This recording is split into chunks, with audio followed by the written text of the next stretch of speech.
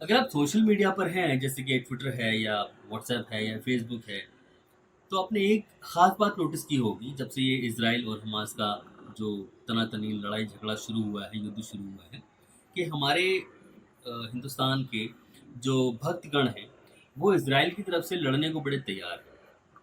बहुत ही उतावलापन है उनमें कि किसी तरह इज़राइल पहुँचे और इज़राइल की तरफ से हमास और फ़िलिस्तीन के खिलाफ लड़ें। और इसका कारण क्या है, ये बताने की मुझे ज़रूरत नहीं है। लेकिन ऐसे लोग जो इज़राइल जाकर इज़राइल की तरफ से लड़ना चाहते हैं, उन्हें कुछ एक बातें मैं ज़रूर बताना चाहूँगा।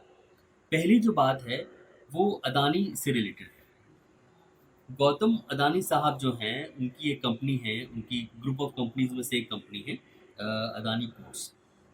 उस कंपनी ने इज़राइल का एक पोर्ट है, उसे कहते हैं गैडॉट ग्रुप नाम की एक कंपनी है।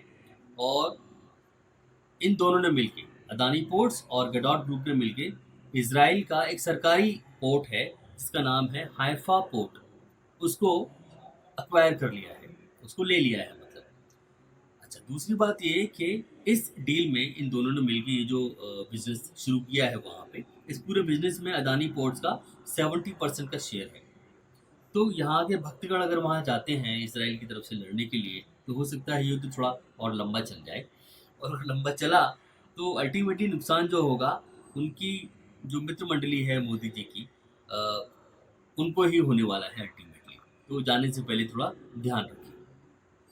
दूसरी जो चीज़ है जो मैं बताना चाहूँगा, जो उनके और हम सबके भले के लिए है, या हम सबको इस बात का ध्यान रखना चाहिए, वो है क्रूड ऑयल का।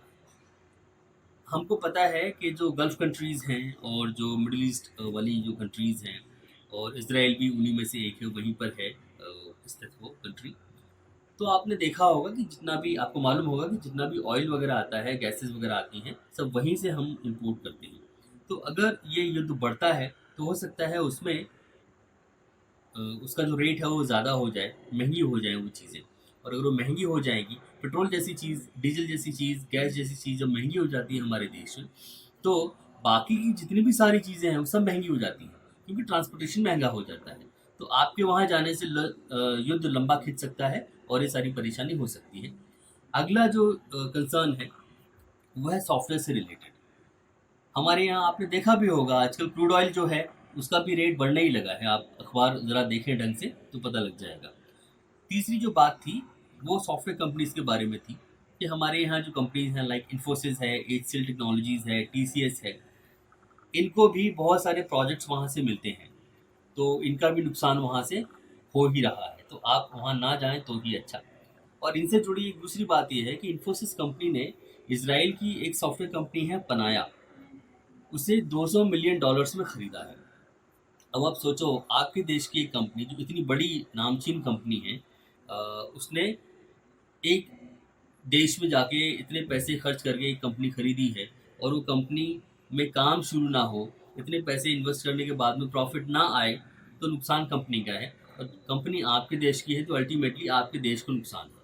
तो आप देख लो कि देशभक्ति आप कैसे दिखाना चाहते हैं। अगला जो इसी से रिलेटेड, थर्ड पॉइंट से रिलेटेड कंसर्न है, वो है आईटी शेयर्स का। हमारी हमारे देश में आप जानते हैं सॉफ्टवेयर कंपनीज बहुत सारी हैं। हम software service, software development service जो है, एक तरह से एक्सपोर्ट करते हैं। हमारी जो सेवाएं हैं बाहर के देशों को हम दे रहे हैं। तो वो सेवाएं जो हैं, हमें तभी हमें वो सर्विस हम तभी दे पाएंगे जब हमें कोई प्रोजेक्ट मिलेगा, हमें कोई कॉन्ट्रैक्ट मिलेगा। तो अगर हम इसराइल या उसके जैसे जो दूसरे देश हैं, उनको ज़्यादा लंबे वक्त तक उलझा के रखेंगे युद्ध में, तो हमें वो सेवा देने का मौका नहीं मिलेगा। और वो सर्विस हम नहीं दे पाएंगे तो पैसे नहीं कमाएंगे, पैसे नहीं कमाएंगे तो अल्टीमेटली नुकसान नुकसान आपके देश का ही है। चौथा जो पॉइंट है, वो डायमंड बिजनेस का है। इसराइल युद्ध से बहुत सारा जो कीमती पत्थर है, वो भी हम इम्पोर्ट करते हैं।